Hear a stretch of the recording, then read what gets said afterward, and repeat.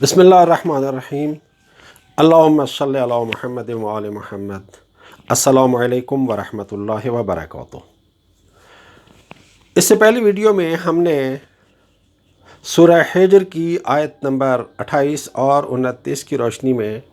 آپ کے ساتھ ہائر سیلف اور لوئر سیلف کے بارے میں گفتگو کی تھی، اور یہ بیان کیا تھا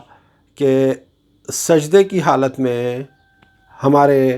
ہائر سیلف اور لوئر سیلف کی کیفیت کیا ہوتی ہے، ہمارا ہائر سیلف اور لوئر سیلف سجدے کی حالت میں کہاں ہوتا ہے۔ آج کی اس ویڈیو میں جو گفتگو ہے وہ اسی گفتگو کا ایک اگلا سٹیپ ہے۔ جن احباب نے وہ ویڈیو دیکھی ہے ان کے لیے آج کی گفتگو کو سمجھنا زیادہ آسان ہو جائے گا اور بات زیادہ مکمل طور پہ سمجھ آ جائے گی، اور جن احباب نے وہ ویڈیو نہیں دیکھی ہے اگر وہ اس ویڈیو کو بھی دیکھ لیں اور پھر اس ویڈیو کو اس کے ساتھ ریلیٹ کر کے دیکھیں تو زیادہ جامع اور کامل انداز میں بات سمجھ آ جائے گی۔ اس ویڈیو کا لنک اس ویڈیو کی ڈسکرپشن میں آپ کے ساتھ شیئر کر دیا جائے گا۔ آج ہم مولا علی علیہ الصلوۃ والسلام کے ایک خوبصورت ارشاد کو آپ کے ساتھ شیئر کر رہے ہیں۔ یہ بھی اسی موضوع اور اسی ٹاپک کے بارے میں ہے۔ اللہ تعالیٰ نے قرآن شریف میں متعدد مقامات پر اس حقیقت کو بیان کیا ہے، اور ہر مسلمان کے لیے یہ بات بالکل روز روشن کی طرح سے واضح ہے کہ اللہ تعالیٰ نے ہمیں مٹی سے پیدا کیا ہے، اللہ تعالیٰ نے ہمیں خاک سے پیدا کیا ہے، اللہ تعالیٰ نے ہمیں اس زمین میں سے پیدا کیا ہے۔ سورہ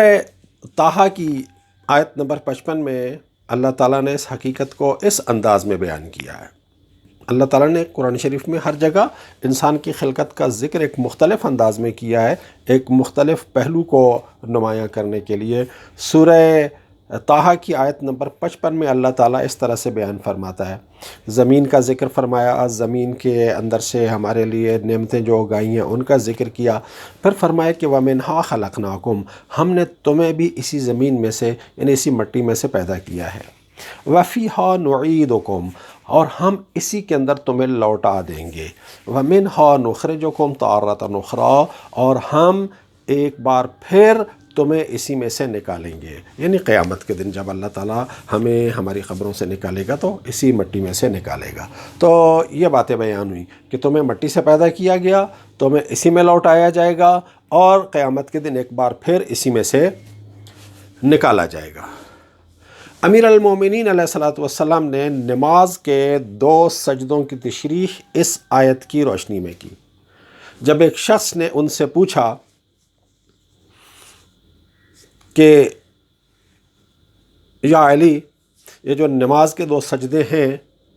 ان کے بارے میں مجھے تعلیم دیجئے، میری رہنمائی فرمائیے، تو امیر المومنین علیہ السلام نے اسے جو جواب دیا وہ میں ابھی آپ کے ساتھ شیئر کرتا ہوں۔ امیر المومنین علیہ الصلوۃ والسلام کا یہ جواب تفسیر نور الثقلین میں سورہ طٰہٰ کی اسی آیت کے ذیل میں حدیث نمبر 78 میں آپ دیکھ سکتے ہیں۔ آپ نے فرمایا کہ جب آپ سجدہ کرتے ہیں، جب آپ پہلے سجدے کی حالت میں ہوتے ہیں، ہر رکعت میں 2 سجدے کرتے ہیں، تو جب پہلے سجدے میں ہوتے ہیں تو پہلا سجدہ اس حقیقت کی طرف اشارہ ہے کہ ہم اپنی خلقت سے پہلے خاک تھے، ہم مٹی تھے، ہم اسی زمین کا حصہ تھے، اور جب سجدے سے سر اٹھاتے ہیں تو یہ اس بات کی طرف اشارہ ہے کہ اللہ نے ہمیں مٹی سے پیدا کیا، منہا خلقناکم، اس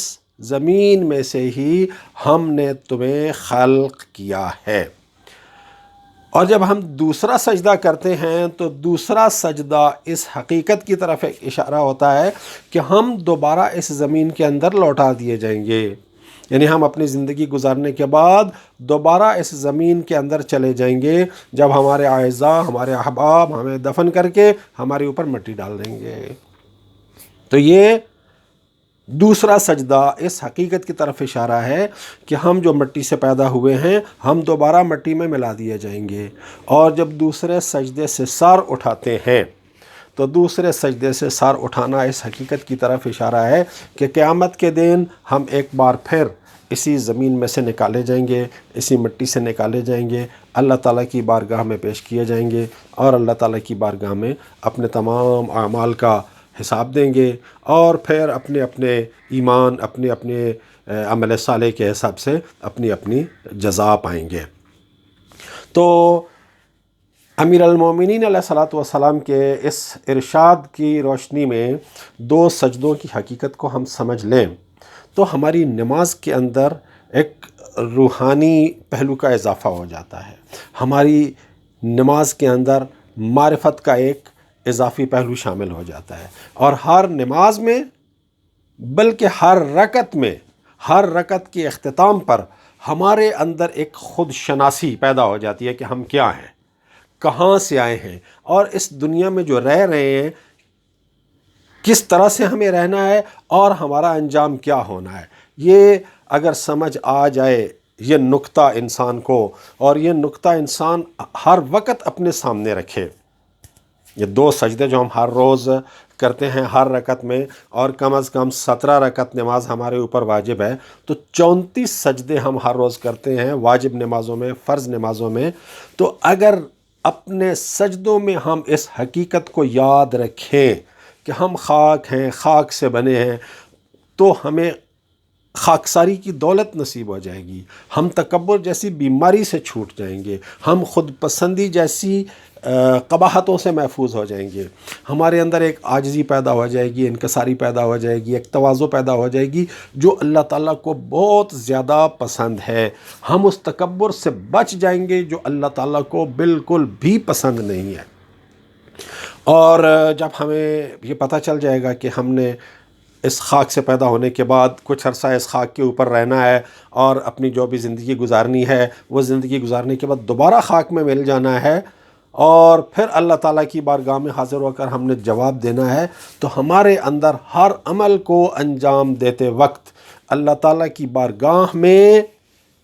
جواب دہی کا احساس قوی سے قوی تر ہوتا چلا جائے گا۔